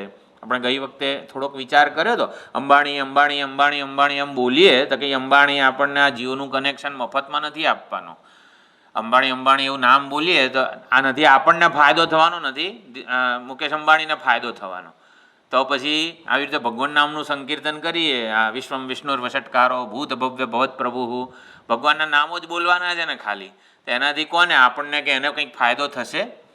તો એવું અહીંયા બહુ સુંદર આગળ પણ એની ચર્ચા આવે છે કે નામ જે છે ભગવાનનું નામ એ કંઈ આવી રીતે સ્થૂળ કોઈ નામ નથી, એ સાક્ષાત અવતાર છે. એ નામીથી અભેદ ધરાવે છે અને એ નામીને ખેંચી લાવે છે. એટલે દયાનંદજી એવું ઉદાહરણ આપે છે ને, એ આવી રીતે દિલ્હી જતા હતા ટ્રેનમાં, તો ઓલો ચાયવાલા એવું બોલતો હોય, ઓલો ચાની કીટલી લઈને ફરતો હોય, તો આપણે શું કરવાનું? ચાયવાલા એટલું બોલવાનું છે, એ ચાયવાલા એમ. એટલે આપણે એવું બોલીએ એટલે મને એક થોડી ચા આપ એવું બોલવાની જરૂર નથી. આપણે ખાલી ચાયવાલા એવું બોલીએ એટલે એ આવે કીટલીમાંથી ચા ગરમ ગરમ કાઢે અને આપણને આપે. એટલે આપણે ખાલી ચાયવાલા એટલું જ બોલીએ તો એ આવીને બધું કામ કરે છે. એટલે હરે હરે હરે એટલે હરે હરે હરેર નામ ઇવ કેવલમ, આટલું બોલીએ એટલે હરિ પ્રગટ થાય હૃદયમાં અને પછી એનું કામ કરે, આપણને નિષ્પાપ બનાવે અને બધા જે છે એ પ્રગટ કરે, અજ્ઞાનનો અંધકાર દૂર કરે, આવી ભાવના એમાં રહેલી છે. એટલે અહીંયા એક ભક્ત અપરાધવાળું ક્યાં ગયું? પ્રમાદિકા અપરાધ લેશતઃ ન ફલાય કલ્પતે, શ્રૌત શાસ્માર્થ ધર્મજાતમ, જે કંઈ પણ કર્મો જે છે ને એમાં અમુક વખતે આપણે બધા યજ્ઞયાગ વગેરે જે કંઈ પણ એઝ પ્રિસ્ક્રાઇબ્ડ હોય એ કરીએ, છતાં પણ કંઈક અપરાધ થયા હોય તો એનું ફળ મળતું નથી. એટલે ભગવાન નામ શું ન તાદૃશમ વૈગુણ્ય આપાદકમ કિંચિદસ્તિ, એટલે અહીંયા અપરાધ હરેર નામ અપરાધા દશ, આ જે છે ને 10 અપરાધો છે એને લીધે આ યજ્ઞયાગ વગેરેનું ફળ કંઈ મળતું નથી એવું કીધેલું છે. સન્નિંદા અસતી નામ વૈભવ કથા, નિંદા થઈ હોય આવું કંઈ નામ વૈભવ, નામના વૈભવને અસત એટલે કે મિથ્યા આપણે જાણેલું હોય. શ્રી જો અહીંયા છે ને ઓલું છે શ્રી શ અને ઈશયોહો ભેદધીહી, શ્રીશ એટલે શ્રીના ઈશ, લક્ષ્મીજીના પતિ. શ્રીશ એટલે માધવ એટલે વિષ્ણુ ભગવાન, અને ઈશ, ઈશ એટલે શંકર ભગવાન. ઈશ શબ્દ, ઈશ્વર શબ્દ છે ને શંકર ભગવાન માટે જ વપરાય છે. એટલે જ્યારે ઓલી મહિમ્નમાં કથા છે ને, ઓલું વિષ્ણુ ભગવાને પોતે એક કમળ ઓછું હતું, યદેકોને તસ્મિન, એક કમળ ઓછું હતું તો પોતાનું નેત્ર કમળ અર્પણ કરી દીધું કાશી વિશ્વનાથ મંદિરને, ભગવાનને, કાશી વિશ્વનાથ ભગવાનને. એટલે ભગવાને એમને સુદર્શન ચક્ર આપ્યું. એટલે ઉત્કૃષ્ટ શિવ ભક્તિ હતી વિષ્ણુ ભગવાનને, શિવજી માટે અનન્ય પ્રેમ ભક્તિ હતી. એટલે એમનું પોતાનું નેત્ર કમળ કાઢીને ભગવાનને અર્પણ કરી દીધું. એટલે ભગવાને એમને સુદર્શન ચક્ર આપ્યું. એટલે કે શિવ ભક્તિનો ઉદ્રેક જ સુદર્શન ચક્ર રૂપે પરિણમ્યો છે. એટલે ભગવાને, વિષ્ણુ ભગવાને જગન્નાથ નામ આપ્યું કે હવે તમે જગન્નાથ કહેવાશો, સુદર્શન ચક્રથી સમગ્ર જગતની રક્ષા કરશો અને જગતને સનાથ બનાવશો. એટલે પછી વિષ્ણુ ભગવાને શંકર ભગવાનને જગદીશ્વર એવું કીધું કે તમે જગદીશ્વર રૂપે ઓળખાશો. ઈશ્વર શબ્દ છે ને એના માટે ઈશ્વર, ઈશ અથવા તો ઈશ્વર શંકર ભગવાન માટે જ વપરાતો હોય છે. કેમ? કારણ કે એક તો સંહાર કરવાનો હોય ને કોઈનો, તો આમ ઢીલા પોચાનું કામ નથી. સંહાર કરવા માટે વૈરાગ્ય જોઈએ બહુ. એટલે વૈરાગ્યનું પ્રતીક શંકર ભગવાન છે. એટલે શ્રી શ એટલે કે વિષ્ણુ ભગવાન અને ઈશ એટલે શંકર ભગવાન વચ્ચે ભેદ ધીહી. એટલે આમાં આવશે બધું, આ જે ટીકા બીજી છે ને એમાં કે વિષ્ણુ સહસ્રનામ સ્તોત્રમાં પણ કેટલા શંકર ભગવાનના નામો છે એ બધું આવશે, લગભગ ઘણા બધા આગળ જ આવશે. એટલે વિષ્ણુ ભગવાનમાં શંકર ભગવાનમાં જો જરાસર કોઈ ભેદ કર્યો કે અમે તો વિષ્ણુ ભગવાનના ભક્તો, અમે આવું બધું શિવ ભગવાન માટે થોડોક ઓછો પ્રેમ છે, ખાલી શિવરાત્રિએ થોડું ઘણું કરીએ, એવું બધું છે. એટલે ટૂંકમાં ભેદ દીહી, તો પછી એ ફળ મળે નહીં. અશ્રદ્ધા શ્રુતિશાસ્ત્ર દેશિક ગિરામ, શ્રુતિ અને શાસ્ત્ર અને ઉપદેષ્ટા એ બધાની ગીરા એટલે કે વાણીમાં અશ્રદ્ધા હોવી. નામ્યર્થ વાદ બ્રહ્મ, આ વિષ્ણુ સહસ્રનામ ને બીજા બધા જે કંઈ પણ બધા સહસ્રનામો છે ને એ તો અર્થવાદ જ છે. અર્થવાદ એટલે સ્તુતિ. એટલે ઓલા કિન્નરો ને બધા ગંધર્વો આમ કોઈ રાજાના શું કે વિદ્યાધરો ને બધા સ્તુતિ કરતા હોય, ખાલી આમ રાવણ આવતો હોય તો રાવણને ઉઠાડવા માટે કે આમ તેમ જય જય જય બધા પોકારતા હોય ને એને જાણે કે સ્તુતિ કે અર્થવાદ પ્રશંસા. તો આમ કંઈ ખાલી ખાલી આ બધી પ્રશંસા છે એવું નથી. નામ અસ્તિ નિષિદ્ધ વૃત્તિ વિહિત ત્યાગવ, એટલે વિહિત ત્યાગ અને નિષિદ્ધ આચરણ. જો નિષિદ્ધ વૃત્તિ એટલે મનમાં કોઈ નિષિદ્ધ કર્મ જે છે એની વૃત્તિ જાગે, અથવા તો વિહિતનો ત્યાગ આપણે કરીએ, આ બધી વસ્તુઓ જે છે ને એ ધર્મનું ફળ આપવામાં, એટલે એને લીધે જો આમાંથી કોઈનું પણ એકનું અનુષ્ઠાન આપણાથી થયું હોય તો ધર્મનું ફળ ન મળે. સામ્યમ નામની શંકરસ્ય ચ હરેહે નામાપરાધા દશ. શંકર ભગવાનના અને વિષ્ણુ ભગવાનના જે આ બધા સહસ્રનામો છે એમાં આ બધા ભગવન નામસુ ન તાદૃશમ વૈગુણ્યમ આપાદકમ અસ્તિ. એટલે જે કંઈ આ 10 અપરાધો છે ને એ આ ભગવાનના વિષ્ણુ સહસ્રનામ, શિવ સહસ્રનામ વગેરેમાં નથી આવતા. એટલે ભગવાન નામસુ અપી સત્સુ અપી સચ્ચિદાનંદ નામ અપરાધેશુ, અહીંયા કીધું છે નામ અપરાધયુક્તા નામ. આ જે 10 અપરાધ કોઈનાથી થયા હોય તો નામાની એવ હરંતી અઘમ, અઘ એટલે પાપ.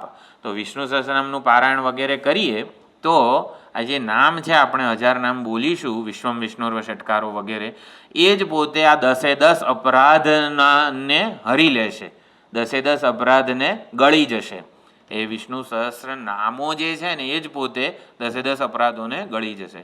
અવિશ્રાંત પ્રયુક્તાની તાની એવ અર્થકરાણી છે.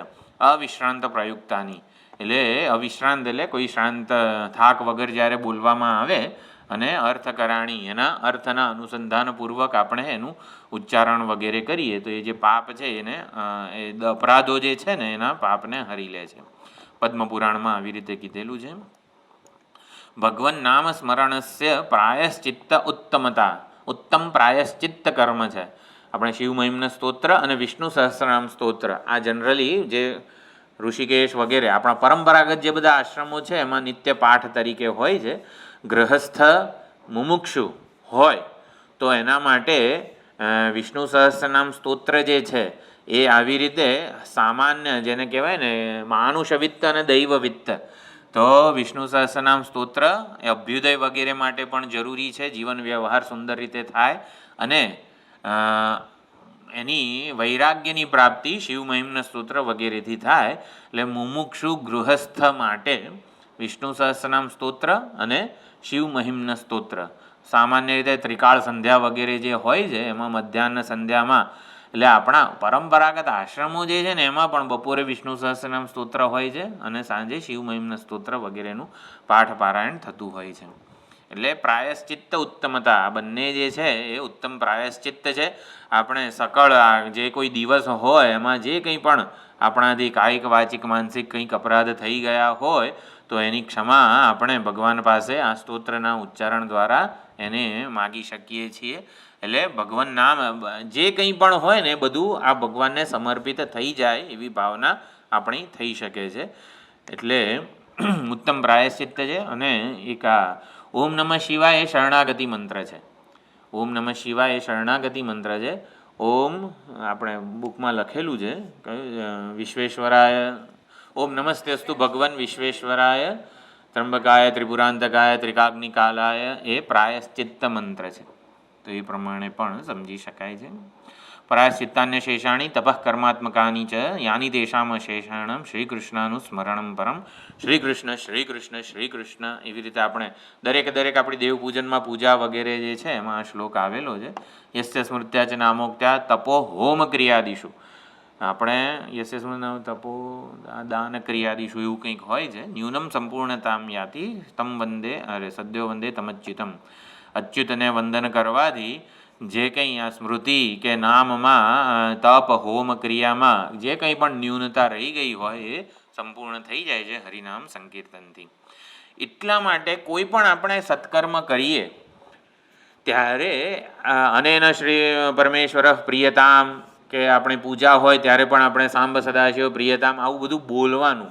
ખાલી ભાવના વગેરે કરીએ એવું બધું. એકાદશીના દિવસે વિષ્ણુ સહસ્રનામ કર્યું હોય, પારાયણ કર્યું હોય તો મેં એક ગ્રુપમાં મૂકી હતી આપણે જ્યારે ત્યાં પારાયણ કર્યું હતું એ વખતે કે પારાયણ વગેરે જે કંઈ પણ આપણે કરતા હોઈએ આવું સત્કર્મ વાચિક કર્મ કે પૂજા કે ગમે તે એ શરૂઆતમાં પણ આવું આપણે સંકલ્પ લેતા હોઈએ છીએ. ઇદમ અહમ કરીશ્ય વગેરે જ્યારે પૂજાનો સંકલ્પ કરતા હોઈએ છીએ ભગવાન માટે ભક્તિ વગેરે જન્મે એના માટે અને સમર્પણ થાય પૂજા વગેરે પૂરી થઈ જાય ને ત્યારે ખાસ આપણે જે કંઈ પણ કર્યું હોય, આજે આપણે એકાદશી હતી તો વિષ્ણુ સહસ્રનામ કર્યું, ગીતાનું પારાયણ કર્યું, 108 નામનું ઉચ્ચારણ કર્યું, આરતી કરી વગેરે બધી વસ્તુઓ જે છે જયતુ જયતુ ગીતા વાંગમયી કૃષ્ણમૂર્તિ સ્તોત્ર પાઠ કર્યા વગેરે આ બધું ભગવાનને સમર્પિત કરવું પડે કે આના દ્વારા ભગવાન પ્રસન્ન થાવ આવું કરવું પડે. તો પછી એનું કોઈ અભિમાન વગેરે છે ને આપણને આમાં ન રહે. સત્કર્મો કરીએ એનો કોઈ વાંધો નથી, સત્કર્મનું અભિમાન છે ને એ હોય ને તો એ પછી આપણા માટે એનું જે આધ્યાત્મિક ફળ છે ને એ ન મળે. સત્કર્મોનું આધ્યાત્મિક ફળ કયું હોય? ભગવાનની પ્રસન્નતા વગેરે થાય અને આપણો કોઈ સ્વાર્થ એમાં ન હોય. સ્વાર્થ હોય તોય ભલે આપણે એ સત્કર્મ આપણે પાઠ પારાયણ વગેરે ધારો કે કર્યું હોય એનું અભિમાન મેં ખબર છે બધી એકાદશીએ કરું છું એમ કરીને કોઈ એનું અભિમાન સેવીએ ને તો પછી આપણા પાપને દૂર ના કરે. આપણા દુરિત પાપ સંચિત વગેરે જે છે એને આ સત્કર્મ દૂર ના કરે. એટલે સત્કર્મ તો જે છે સત્કર્મ જ છે. આપણે પારાયણ વગેરે કરીએ છીએ દર એકાદશીએ, પણ આપણા અધિકારિત્વની ઉણપ જે કંઈ હોય અથવા દુરિત આપણે ક્લાસમાં એકાગ્રતા ના રહે કે ગમે તે આ બધા છે ને દુરિતો છે એ જ આમ ઊંઘા લાવી દે, એ જ પછી બીજા કોઈક વિચારોમાં મનને પરોવી દે. આ બધા પૂર્વેના દુરિત કે સંચિત પાપો છે એ દૂર ના થાય. એટલે સત્કર્મનું અભિમાન આટલું દૂર ના કરવા દે. એટલે માટે આપણે દરેકે દરેક જે કંઈ પણ આપણે પાઠ પારાયણ સાધના અધ્યયન જે કંઈ પણ કરીએ ને એ પછી કે આનાથી ભગવાન પ્રસન્ન થાય અને આપણા જે કંઈ પણ શું છે સમસ્ત દુરિત ક્ષય દ્વારા વગેરે આપણે સંકલ્પ લેતા હોઈએ છીએ એ તો છેલ્લે પણ બોલવું પડે. આનાથી ભગવાન પ્રસન્ન થાય, ભગવાન દર્શન આપે અને આપણા જે એનું અભિમાન આપણામાં ન રહે. એનાથી આપણે જો અભિમાન એટલે શું? એનાથી મને પોતાને માપું ને એને અભિમાન શબ્દ કહેવાય છે. અભિમાન શબ્દ પણ સમજવાનો છે. હું આ કરું છું એટલે શું? મેં ગીતા પારાયણ એકાદશીના દિવસે આટલા વર્ષોથી કરતો આવ્યો છું એટલે શું? એ કર્મ દ્વારા હું મને પોતાને માપું છું. એને અભિમાન કહેવાય, તાદાત્મ્ય અભિમાન કહેવાય. એટલે હું આટલો જ છું એમ. હકીકતમાં તો ઈશ્વરની અનંત શક્તિ સાથે આપણે તાદાત્મ્ય કરી શકીએ છીએ, પણ અભિમાનને લીધે ઈશ્વરની એક આટલી શક્તિ આપણને મળે. એટલે એ અભિમાન જે છે ને એ ન હોવું જોઈએ. હા, વિષ્ણુ સહસ્રનામ સ્તવ પાઠસ્ય સર્વધર્મ શ્રેષ્ઠ્યમ એષ મે સર્વધર્માણામ ધર્મોધિકતમો મતઃ તો વગેરે બધું આગળ આવશે. સર્વધર્મોમાં સર્વશ્રેષ્ઠ વિષ્ણુ સહસ્રનામ સ્તોત્ર વગેરેનું પારાયણ છે, જપ છે. આ જપયજ્ઞ કહેવામાં આવે છે વિષ્ણુ સ્તોત્ર પારાયણે. સ્તોત્ર જપે ભક્તે આવશ્યકતા તદ ઉપપાદનમ ચ. તો વિષ્ણુ સહસ્રનામ સ્તોત્રનું જપ આપણે પારાયણ વગેરે કરીએ તો એમાં ભક્તિ જે છે ને એ આવી રીતે પ્રગટ થતી હોય છે આપણા હૃદયમાં, અને આવી રીતે એ વિરાજતી હોય છે આપણા હૃદયમાં. કઈ રીતે? તો એ થોડું નવધા ભક્તિના અહીંયા શ્લોકો લખેલા છે. ભક્તિનો શું અર્થ કરેલો છે અહીં? ભક્તિ રસાયણ જે ગ્રંથ મારા ખ્યાલથી મધુસૂદન સરસ્વતીજીએ રચેલો છે, ભક્તિ રસાયણ. ભક્તિ તાવત ભાવ વ્યુત્પત્ત્યા. તો ભાવ વ્યુત્પત્તિ એટલે દરેકે દરેક શબ્દનો અર્થ સમજવા માટે વ્યુત્પત્તિ સમજવી હોય તો જે વૈશ્વાનરઃ પ્રથમઃ પાદઃ, તો પાદ શબ્દ છે તો પદ્યતે અનેન ઇતિ પાદઃ, પદ્યતે ઇતિ પાદઃ, કરણ વ્યુત્પત્તિ બધી સંસ્કૃતની ચર્ચા છે. તો અહીંયા ભાવ વ્યુત્પત્ત્યા, ભાવ વ્યુત્પત્તિ ભક્તિ ભજનમ, ધરમ મધુરમ વદનમ મધુરમ, આ બધા ભાવ વ્યુત્પત્તિવાળા શબ્દો છે મધુરાષ્ટકમાં. વદનમ, ભજનમ, ગમનમ, તો ભક્તિ એટલે ભજનમ, એવી રીતે. તો ભાવ વ્યુત્પત્તિ એટલે મધુરાષ્ટકમાં બધા મનનમ, મતિ મનનમ, ભક્તિ ભજનમ, એવી રીતે. અંતઃકરણસ્ય ભગવદાકાર રૂપા, એટલે અંતઃકરણ જ્યારે ભગવદાકાર તદાકાર થાય એને ભક્તિ કીધેલી છે. ધૃતસ્ય ભગવદ ધર્માત દ્વારા વાહિકતામ ગતા સર્વેશે મનસો વૃત્તિ ભક્તિરીત્યભિધીયતે. સર્વેશે એટલે સર્વના ઈશ એટલે સર્વાત્મા ભગવાનમાં, ધૃતસ્ય એટલે કે અત્યંત ઝડપથી, ભગવત ધર્મોની ધારા વહે આપણી મનોવૃત્તિમાં. ભગવત ધર્મો એટલે ભગવાનના સ્વભાવ, ભગવાનનું શીલ, સુંદરતા, મધુરતા વગેરે જે બધું છે એ આપણા મનમાં, મનની વૃત્તિમાં એની ધારા વહે એને કહેવાય છે ભક્તિ. ભજ્યતે સેવ્યતે અનેન ભગવદ અનેન એટલે કરણ વ્યુત્પત્તિ થઈ. ભજ્યતે સેવ્યતે અનેન ભગવદ આકારમ અંતઃકરણમ ક્રિયતે ઇતિ કરણ વ્યુત્પત્ત્યા ભક્તિ શબ્દેન શ્રવણાદિ કીર્તન સાધન સાધનમ ચ અભિધીયતે. જેનાથી અંતઃકરણ ભગવદ આકારે પરિણમે ને એને ભક્તિ કીધી. જેનાથી એટલે જે સાધનથી એને કરણ વ્યુત્પત્તિ કહેવાય. તો શ્રવણ કીર્તન વગેરે જે નવધા ભક્તિ જે છે ને એને ભક્તિ કીધી. કેમ? કારણ કે શ્રવણાદિ વડે આપણું અંતઃકરણ ભગવદ આકારે પરિણમે છે. અંતઃકરણસ્ય સદા ભગવદાકારત્વમ અપી ચિત્ત દ્રવી ભાવેન એવ ભવતી. તો ચિત્ત ઠોસ વસ્તુ હોય, મનોવૃત્તિઓ જે છે એ દ્રવીભૂત કઈ રીતે થાય? આમ ભગવાન માટે પ્રેમ જન્મે કઈ રીતે? ભગવાન મહાન છે, સર્જન પાલન લય કરે છે, તો બહુ તો આપણે એમને નમસ્કાર કરીએ. આમ પ્રેમ જન્મે કઈ રીતે? એટલે આપણું ચિત્ત ભગવદ આકારે થાય કઈ રીતે? એટલે ઈશ્વર પ્રેમની આપણે પહેલા ક્લાસમાં ઘણી ચર્ચા કરી હતી કે ભગવાન સર્જન પાલન લય કરે છે એટલા માટે આપણને ભગવાન માટે પ્રેમ છે? ના, સર્જન પાલન લય કરે ને એના માટે આદર હોય, ભાઈ જગતનું સંચાલન કરે છે. પણ પ્રેમ ક્યારે જન્મે? જ્યારે ઘણું બધું આપણે વિશ્વસનીય છે એવું પણ વિચાર્યું, પછી એણે આપણો સ્વીકાર કરેલો છે, આપણી મર્યાદાઓનો જે આપણો સ્વીકાર કરે ને એના માટે આપણને પ્રેમ જન્મે. એટલે ઘણા બધા આપણે ઘણા મુદ્દાઓ જોયા હતા. ઈશ્વર માટે પ્રેમ કઈ રીતે જન્મે? તો આ ભક્તિ જે છે જન્માવે છે. પછી દ્રવીભૂત અગ્નિ કાકલાદો. કાકલ એટલે ઓલું શું લાખ કહેવાય ને, લાખ જે છે એ કઠોર છે. તેમ આપણું ચિત્ત લાખની જેમ કઠોર છે, પણ ઓલો સહેજ અગ્નિનો સંપર્ક થાય કેવું પીગળી જાય છે. એવી રીતે અહીંયા દ્રવીભૂતંચ અજ્ઞાદિના કાકલાદૌ યત્ર ક્વાપી ચ સંલગ્નમ તત્રૈવ નિલીયતે. એટલે ભગવદ ગુણૈ વિલીનમ ચિત્તમ. અને ભગવાનના ગુણોનું સંકીર્તન થાય ને એટલે ગમે તેવું ચિત્ત હોય ને એ આવી રીતે દ્રવીભૂત થાય અને એમાં આવી રીતે પ્રેમ જન્મે છે. મૃત્યુર્હિ બંધકો. અહીંયા છે ને શ્રવણાદિ જે નવધા ભક્તિ કીધી છે ને સુંદર વ્યાખ્યા આપેલી છે, જોઈ લઈએ એકવાર. શ્રવણમ કીર્તનમ વિષ્ણોઃ સ્મરણમ પાદ સેવનમ અર્ચનમ વંદનમ દાસ્યમ સખ્યમાત્મ નિવેદનમ. તો આવું કોણ બોલે છે? પ્રહલાદજી. એટલે હિરણ્યકશિપુએ પ્રહલાદજીને પોતાના ખોળામાં બેસાડેલો છે કે સ્કૂલે જાય છે પ્રહલાદ? કે હા જઉં છું ને. તો શુક્રાચાર્યજી ષંડ અમર કે એના પુત્રો જે શું બધા પાઠ ભણાવે છે, એકાદો પાઠ બોલ. એટલે આપણે જેમ નહીં આપણા પપ્પા હોય કે હા સ્કૂલમાં શું ભણી આવ્યો જરાક કહેતો કરો, તો પછી એ વખતે પ્રહલાદ કહે છે શ્રવણમ કીર્તનમ વિષ્ણોઃ સ્મરણમ પાદ સેવનમ. પછી પ્રહલાદને કહે છે, એવું ફેંકે છે પ્રહલાદને કે આ ક્યાંથી આવી રીતે અહીંયા આ બધું મારા વિરોધીનું નામ લે છે વગેરે. તો તત્ર શ્રવણમ નામ સગુણસ્ય નિર્ગુણસ્ય વા ભગવતઃ શબ્દાદ અવગતિ તાદૃશ શબ્દસ્ય શ્રોત્રેણ ગ્રહણમ. ભગવાનના સગુણ અને નિર્ગુણ સ્વરૂપનો મહિમા આપણે આવી રીતે આચાર્યો ભક્તો વગેરેના મુખેથી શ્રોત્રેણ ગ્રહણમ આપણે એનું શ્રવણ કરીએ. શ્રવણ એ ભક્તિ છે, ખાલી સાંભળવાને ભક્તિ નથી કીધી.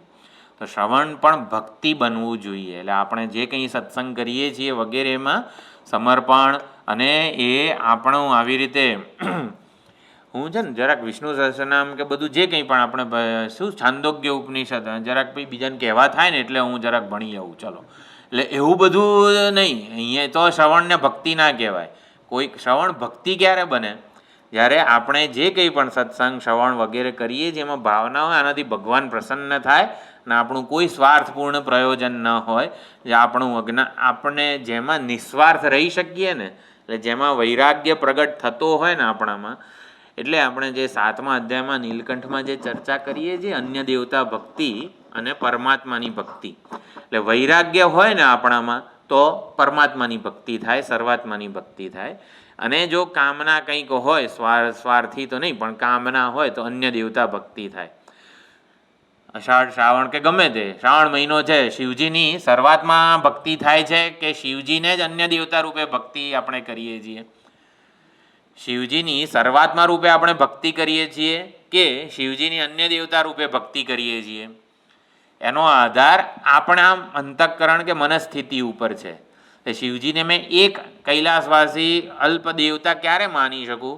જ્યારે હું મારા વિશેનો જે અભિપ્રાય હોય, મારામાં વૈરાગ્ય, આપણે જે કંઈ પણ કરીએ આપણે શ્રાવણ મહિનામાં એ વખતે આપણામાં નિસ્વાર્થતા કે વૈરાગ્ય વગેરે હોય ને તો શિવજીની શરૂઆતમાં ભક્તિ થઈ કહેવાય. એટલે અન્ય દેવતા ભક્તિ, પરમાત્માની ભક્તિ આ બહુ જ સૂક્ષ્મ રીતે સમજવાની વસ્તુ છે. શિવજીને એક એક નામ અને દેહધારી આપણે સમજીએ, પરંતુ એનો આધાર આપણા ઉપર છે.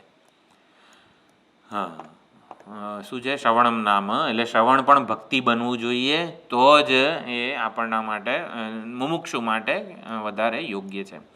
તો પછી શ્રવણમ કીર્તનમ સગુણસ્ય નિર્ગુણસ્ય વા બોધક શબ્દસ્ય ઉચ્ચારણમ કીર્તનમ. કીર્તન એટલે આપણે સામાન્ય રીતે ઓલું મંજીરાન ખરતાલ આમ તેમ કરીએ, હરેર નામ એવું બધું કરીએ એવું નહીં. કીર્તન ભક્તિ ક્યારે બને? જ્યારે ભગવાનની કીર્તિનું ગાન કરીએ. આ વ્રજવાસીઓ છે ને કીર્તન ભક્તિ કરતા હતા. જોયું આજે કનૈયાએ આવું કર્યું, આજે કનૈયાએ આવું કર્યું. ભગવાનની કીર્તિનું ગાન કરીએ અને કીર્તન ભક્તિ કહેવાય. ખાલી મંજીરા વગાડીએ છીએ એને કીર્તન નથી કીધું. એટલે સગુણ કે નિર્ગુણ ભગવાનના બોધક શબ્દોનું ઉચ્ચારણ કરીએ અને ભગવાનની કીર્તિનું ગાન કરીએ અને કીર્તન ભક્તિ કહેવાય. પછી સ્મરણમ સચ એવમ ગુણ ઇતિ આકારિકા સ્મૃતિ સ્મરણમ. તો ભગવાનની સ્મરણ ભક્તિ, ભગવાન આવો છે. ઇત્થમ ભૂત ગુણો હરિ, બહુ પ્રસિદ્ધ ભાગવતનો શ્લોક છે. વિષ્ણુ પ્રતિમાદિ પાદ સંબંધી ગૃહ લેપનાદિકમ વિષ્ણુ ભક્તાનામ પાદ સંવાહનાદિ ચ પાદ સેવનમ. પાદ સેવન ભક્તિ વગેરે પણ કીધું. વિષ્ણુ પ્રતિમાદૌ ગંધ પુષ્પાદિ અર્પણ રૂપ વિષ્ણુ પ્રીતિ હેતુ શ્રવણાદિ ભિન્ન વ્યાપાર અર્ચનમ. અર્ચના ભક્તિ એટલે આપણે ભગવાનના વિગ્રહની અર્ચના વગેરે કરીએ. વિષ્ણુ પ્રતિમાદેહે વિષ્ણુ ભક્તાનામ ચ પૂજા બહિર્ભૂત નમસ્કારો વંદનમ. તો વંદન ભક્તિ એટલે જે કંઈ વિષ્ણુ ભગવાનનો વિગ્રહ વગેરે કનૈયાનો વિગ્રહ છે તો ખાલી આપણે અર્ચન અર્પણ વગેરે કરીએ, પરંતુ ગમે તે થાય સ્વામીજી આટલી છે તો પણ છેલ્લે પૂજા પૂરી થાય ત્યારે નમસ્કાર કરતા જ હોય છે પોતે. એટલે નમસ્કાર જે છે ને, ભગવાનને નમસ્કાર કરી લઈએ છીએ મનથી. શું આમ પસાર થતા હોઈએ રોડ ઉપર તો આમ કરીને આપણે ભગવાનને જય શ્રી કૃષ્ણ કહીએ છીએ, એવું બધું નહીં. વ્હીકલ ઊભું રાખવાનું અને પછી ભગવાનને ત્યાં નમસ્કાર કરવાનો. દાસસ્ય ઇવ પરમેશ્વર પ્રીતિ ફલકત્વેન તસ્મિન સકલ કર્મ અર્પણમ દાસ્યમ. દાસ્ય ભક્તિ કોણ હતું? દાસ ભક્તિમાં હનુમાનજી દાસ્ય ભક્તિ હતી. એટલે દાસસ્ય ઇવ પરમેશ્વર પ્રીતિ ફલકત્વેન, પરમેશ્વર માટે પ્રેમ જન્મે એ રીતે સકલ કર્મ અર્પણમ, જગતમાં એક જ જન્મ્યો જે જેને રામને ઋણી રાખ્યા, સકલ કર્મો જે છે એનું અર્પણ કરવું. ખબર સીતાજીની ભાળ લઈ આવ્યો રામચંદ્રજી, એવું બધું નહીં. આમ સકલ કર્મ અર્પણમ પ્રભુ કી કૃપા ભયઉ સબ કાજુ જન્મ અમારે સફલ બાજુ. જ્યારે પૂછ્યું રામચંદ્રજીએ કે ભાઈ સીતાજીની ભાળ લઈ આવ્યા તમે બધા, તો હા અમે બધા શોધ્યા સીતાજીને, એવું બધું નથી કીધું. શું કીધું? પ્રભુ કી કૃપા ભયઉ સબ કાજુ, ભગવાન તમારી કૃપા હતી સર્વ કાજ સંપન્ન થઈ ગયા, આવો જવાબ આપેલો છે. જન્મ હમારે સફલ બાજુ, અમારો જન્મ સફળ થઈ ગયો, પ્રભુનું કાજ સંપન્ન થયું ને એટલે. દાસ્ય ભક્તિ બહુ સુંદર બધી આ બધી વસ્તુઓ છે. વિશ્વાસ મિત્રવૃત્તિશ્ચ સખ્યમ, સખ્ય ભક્તિમાં ઉદ્ધવ કહેવાય છે. શ્રી અર્જુન, ઉદ્ધવ, સુદામ વગેરે સખ્ય ભક્તિ છે. દ્રૌપદીની સખ્ય એટલે ઉદાહરણ તરીકે. એટલે ઓલો જે શ્લોક આપણે ગઈ વખતે મંગલાચરણનો જોયો હતો ને, એમાં સખ્ય ભક્તિમાં ઉદ્ધવ જ છે કદાચ. વિશ્વાસ મિત્રવૃત્તિ, તો ભગવાન સખા એટલે શું? સમાન ખ્યાતિ. તો એને વિશ્વાસ કીધેલો છે. ભગવાન આપણો સખા છે એટલે આપણો ક્યારેય સાથ છોડવાનો નથી. વિશ્વસનીય ભરોસો આપણને પરમાત્મા માટે હોય એ સખ્ય ભક્તિ છે. એથી ભગવદ વાક્ય વિષય કે દ્વિતીય તું બંધુ ભાવેન હિતાશંસન રૂપા, એટલે હિતાશંસન એટલે પ્રશંસા. તો એ પ્રમાણે એને સખ્ય ભક્તિ કીધેલી છે. દ્વિતીય તું બંધુ ભાવેન, બંધુ મિત્રાર્યુદાસીના મધ્યસ્થ દ્વેષ્ય બંધુષુ. તો ઉપકાર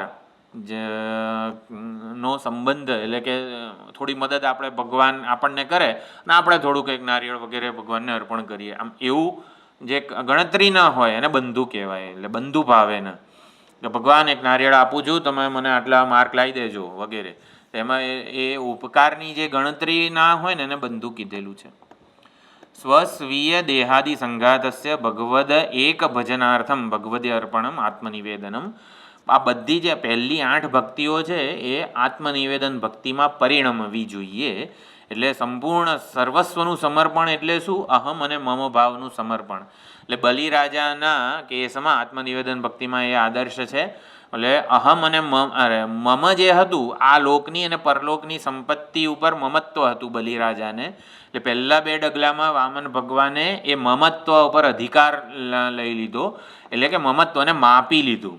બલિરાજાના મમત્વને પહેલાં 2 ડગલામાં માપ્યું અને ત્રીજું ડગલું હતું એના વડે બલિરાજાના અહમને માપી લીધો. એટલે સર્વનું આ સમર્પણ થઈ ગયું. બલિરાજા ભગવાનથી જુદા રહ્યા નહીં. અહમ અને મમ ભાવ જ ભગવાનથી આપણને જુદાઈ રાખે છે. તો એ સર્વસ્વનું આત્મનિવેદન જે છે ભક્તિની પરાકાષ્ઠા છે, સમર્પણની પરાકાષ્ઠા છે, એને જ જ્ઞાન કહેવામાં આવે છે. સંપૂર્ણ દેહાદિ સંઘાત છે એ ભગવદ એક ભજનાર્થમ, સંપૂર્ણ કાર્યકરણ સંઘાત શરીર, ઇન્દ્રિય, મન, બુદ્ધિ આ બધું ભગવાનના ભજન માટે હોય. એટલે 24 કલાક ભજન કરવાનું નહીં. જે કરીએ ને એનાથી ભગવાન પ્રસન્ન થાય. હું વ્હીકલ ચલાવું એનાથી ભગવાન પ્રસન્ન થાય. કોઈને આમ તેમ કરીને આગળ ના જતો રહું, મારા કર્તવ્ય કરતો હોઉં, નોકરી ધંધો વગેરે, એ પણ ભગવાન એનાથી પ્રસન્ન થાય એવી ભાવના હોય. કર્મ તો જે કરવાના છે એ જ કરવાના છે. એ કર્મ આપણું ભક્તિ બનવું જોઈએ, ભગવાનના પ્રેમ, ભગવાનને સમર્પણનું સાધન બનવું જોઈએ. આપણે જે કંઈ પણ અત્યારે આ સત્સંગ કરીએ છીએ એનાથી શું આપણે કરીએ કે ભાઈ એનાથી એ ભગવાનને સમર્પણ થાય. શેના માટે ભાઈ રવિવારે કંઈક સત્સંગ કરો છો? કે સમર્પણનો ભાવ દ્રઢ કરવા માટે અમે સત્સંગ કરીએ છીએ. આ સમર્પણનો ભાવ દ્રઢ કરવા માટે બોલીએ છીએ, સાંભળીએ છીએ, સ્નાનાદિ સર્વ કાંઈ કર્મો જે છે આ દેહ વડે એ બધા કરીએ છીએ કે જેથી ભગવાનને સમર્પણનો ભાવ અમારો દ્રઢ ને દ્રઢ થાય, એ સંસ્કારો વધારે ને વધારે દ્રઢ થાય. ઇતિ આત્મનિવેદનમ. થોડું ઘણું હજી આની છે ને આ શું કહેવાય, ઘણી લાંબી છે પ્રસ્તાવના. તારક બ્રહ્માનંદ સરસ્વતીજીએ, પછી જોઈશું થોડું આગળ, વાંધો નહીં, એટલે આવતી વખતે. અને પછી વિષ્ણુ સહસ્રનામ શંકરાચાર્યજીનું ભાષ્ય છે એના ઉપર વિચાર કરીશું. ઓમ પૂર્ણમદઃ પૂર્ણમિદં પૂર્ણાત પૂર્ણમુદચ્યતે પૂર્ણસ્ય પૂર્ણમાદાય પૂર્ણમેવાવશિષ્યતે. ઓમ શાંતિ શાંતિ શાંતિ. હરિ ઓમ. શ્રી ગુરુભ્યો નમઃ. હરિ ઓમ.